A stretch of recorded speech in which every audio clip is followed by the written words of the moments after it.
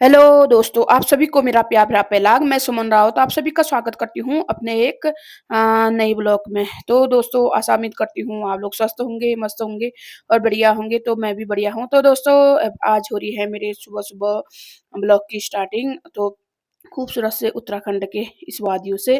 तो दोस्तों, देख सकते हो हमारे मतलब पहाड़ में ना अ, मौसम इतना सुंदर होता है, क्योंकि गर्मी में भी इतनी तेज़ बारिश हो रही है, क्या बताऊँ।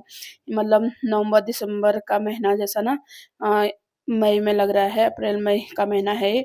तो दोस्तों, देख सकते हो मतलब ना आजकल रोज़ बारिश ही है और ठंडा भी बढ़ने लग गया है बहुत तेज़।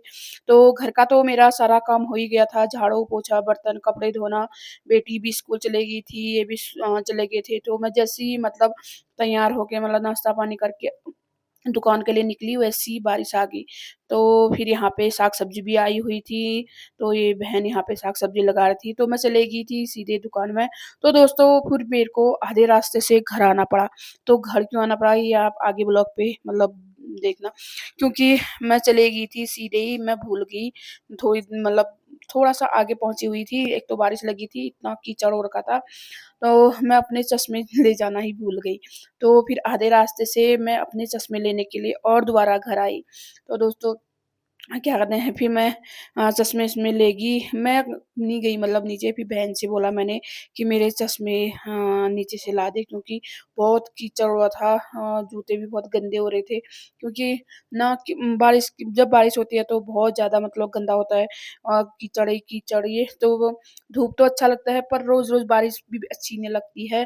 तो दोस्तों, सारा काम करके मैं निकल गई थी फिर दुकान में। तो कभी-कभी ना जल्दीबाज़ी में ना ये ऐसा काम हो जाता है। मैं सोचा चलो जल्दी हो गई है काम-वाम, चलो चलती हूँ सीधे। तो आधे रास्ते में पहुँची, फिर याद आ रही है, अरे! मैं चश्मे ही भूल गई। हे भगवान! फिर दोबारा वापस आई।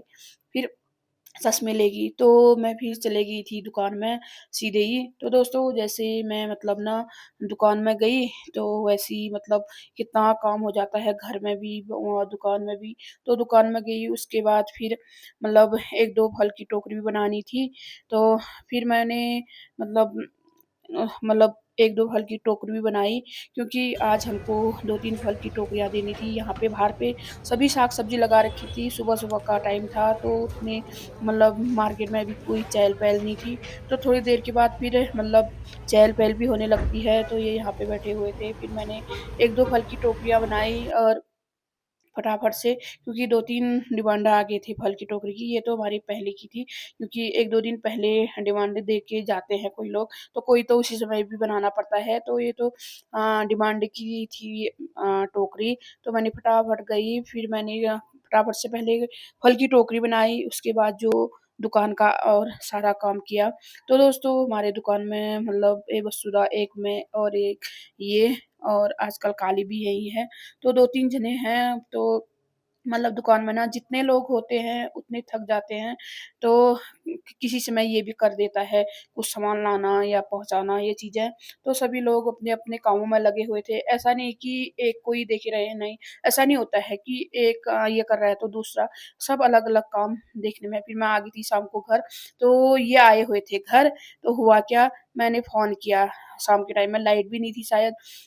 मैं क्या कहते हैं, ये बनाने के लिए आए थे। इन्होंने गुस्से में मैंने कुछ कह दिया, तो ये गुस्से में वहाँ सीधे दुकान में आ गए। इन्होंने मतलब चिकन नहीं बनाया। फिर मेरे को घर आके मेरे को बनाना पड़ा, इतना गुस्सा भी आया मेरे को। देखो दोस्तों, औरतों को ना सब कुछ करना पड़ता है।